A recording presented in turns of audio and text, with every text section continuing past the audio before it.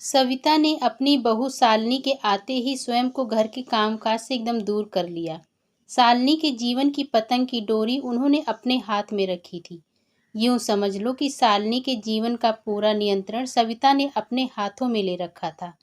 पूरे परिवार पर उन्हीं का शासन चलता था। शालिनी का पति चिराग भी अपनी माँ के समक्ष एक शब्द भी कहने की हिम्मत नहीं जुटा पाता था। कई बार शालिनी शिकायत कर कहती, चिराग, माँ तो मुझे मेरे मन मुताबिक जीने ही नहीं देती। मैं क्या पहन रही हूँ, क्या कर रही हूँ, कहाँ जा रही हूँ, मेरी हर गतिविधि पर उनकी नज़र होती है। मैं उनसे पूछे बिना कुछ कर ही नहीं सकती। शालिनी, माँ ने शुरू से पूरे परिवार को उनके नियंत्रण में रखा है। तुम्हें भी उनके अनुशासन में ही रहना होगा। नहीं चिराग, मेरे भी कुछ सपने हैं। मुझे भी नौकरी करनी है, अपनी इच्छा अनुसार कपड़े पहनने हैं। ये क्या है पूरे दिन साड़ी पहनो? नीति तो सब पहनती है न चिराग। वह बेटी है और मैं बहू, आखिर फर्क तो माँ करती ही है। शालिनी, नीति छोटी है, पढ़ रही है अभी। तुम समझती क्यों नहीं? कितनी छोटी है चिराग? 2 साल, सिर्फ 2 साल। मुझे तो लगने लगा है तुम्हारे घर में मेरे सारे सपनों को तोड़ दिया जाएगा। तुम माँ को समझाओ चिराग, वरना हमें अपना अलग घर बनाना होगा, जहाँ मैं भी खुश रह सकूं। मुझे अलग रहने का शौक नहीं है। मैं जानती हूँ कि संयुक्त परिवार में रहने से कितनी खुशी मिलती है। ठीक है शालिनी, मैं माँ से बात करूँगा, कहकर चिराग ने बात को समाप्त कर दिया। चिराग की बहन नीति अपनी भाभी के साथ हो रहे व्यवहार से बहुत दुखी थी। वह सोच रही थी, इतनी पढ़ी लिखी होकर भी माँ सास बनने से खुद को रोक न पाई। हिम्मत जुटाकर आखिर एक दिन उसने सविता से कहा, माँ, आप भाभी के साथ कितना गलत व्यवहार कर रही हो। व्यवहार नहीं माँ, दुर्व्यवहार कर रही हो। गुस्से में तिलमिलाते हुए सविता ने कहा, नीति, मैं क्या गलत कर रही हूँ? परिवार के कायदे कानून और अनुशासन में रहने के लिए ही तो कह रही हूँ। मैंने भी तो जीवन भर कायदे कानून माने हैं। मैंने भी पूरी जिंदगी अपनी सास का कहा माना है। तो क्या माँ, आपके साथ जैसा हुआ आप वैसा ही भाभी के साथ करोगी?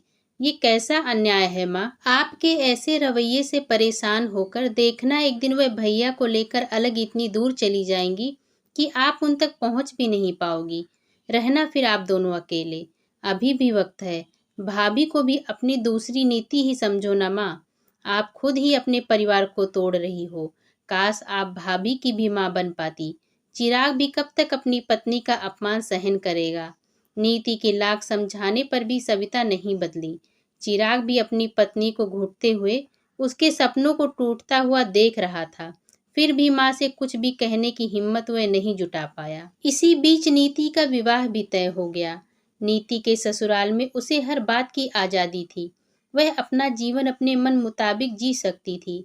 उसकी सास का स्वभाव उसकी माँ से एकदम ही अलग था। कुछ ही दिनों में नीति अपनी सास विनीता से इतनी जुड़ गई कि अपने मन की हर बात वह उनके साथ बांटने लगी। एक दिन नीति ने विनीता से कहा, मम्मी जी, मेरी भाभी बहुत अच्छी हैं, लेकिन मेरी माँ उन पर ज़रूरत से ज़्यादा अनुशासन रखती हैं। उनके जीवन में इतना हस्तक्षेप होने के कारण भाभी घुट घुट कर जीती हैं। मैंने अपनी माँ को समझाने की बहुत कोशिश की, किंतु वह बिल्कुल नहीं बदली। नीति, तो क्या तुम्हारा भाई चिराग उन्हें कुछ नहीं कहता? नहीं मम्मी जी, वह तो माँ से बहुत डरते हैं।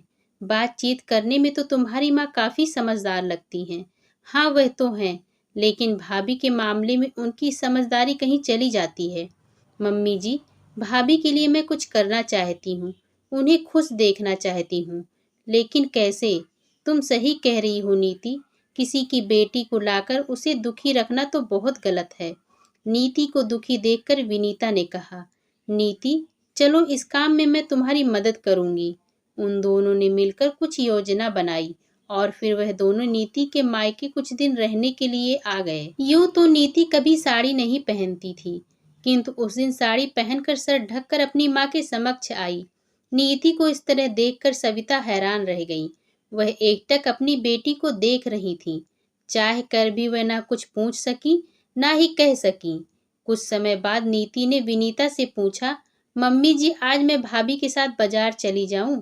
विनीता ने स्पष्ट शब्दों में उसे कहा, नीति, कोई जरूरत नहीं, पिछले माह ही तो गई थी, बार बार क्यों जाना है?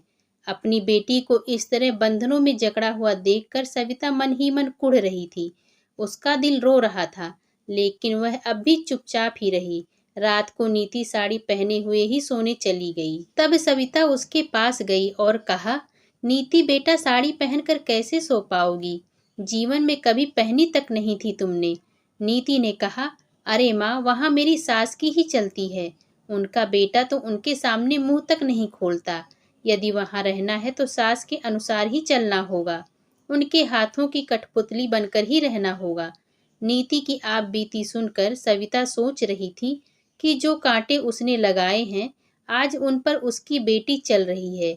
यह उसके कर्मों का फल है जो उसकी बेटी भोग रही है। भगवान उसकी गलती की सजा उसकी बेटी को दे रहा है। नीति ने अपनी माँ के ख्यालों को तोड़ते हुए कहा, कोई बात नहीं माँ, जैसे भाभी की आदत पड़ गई वैसे ही मेरी भी पड़ जाएगी।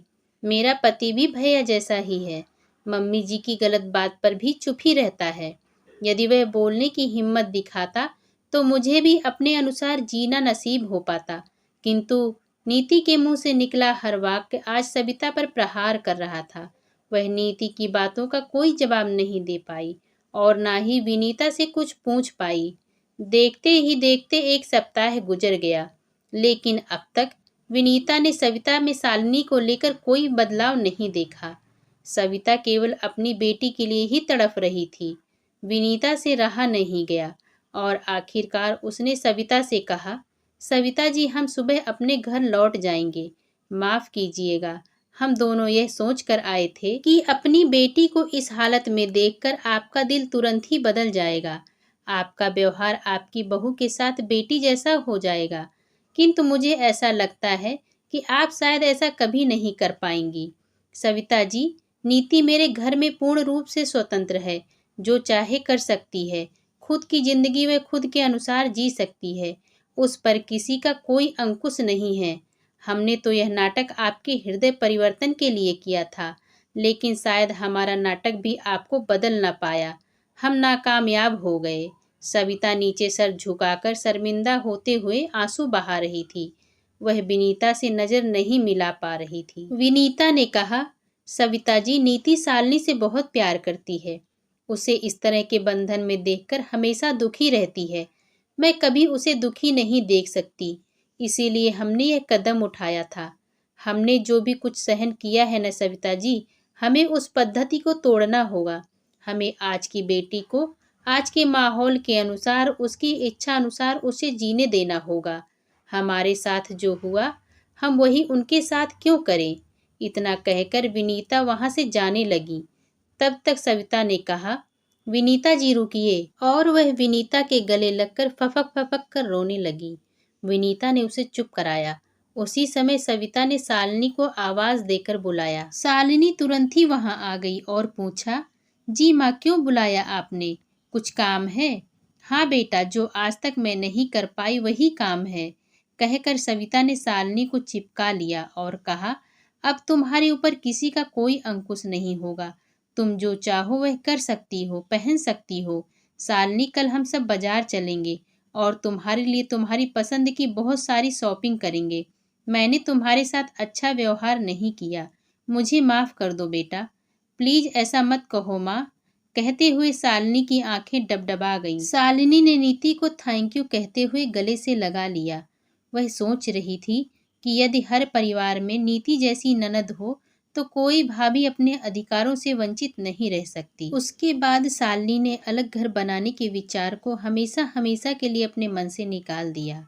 सविता ने भी अपने घर में एक अलग ही खुशी और सुख को महसूस किया और मन ही मन नीति और विनीता को धन्यवाद दिया। अगर आपको मेरी आज की यह कहानी पसंद आई हो तो मेरे चैनल को लाइक, शेयर एंड सब्सक्राइब जरूर करें। धन्यवाद।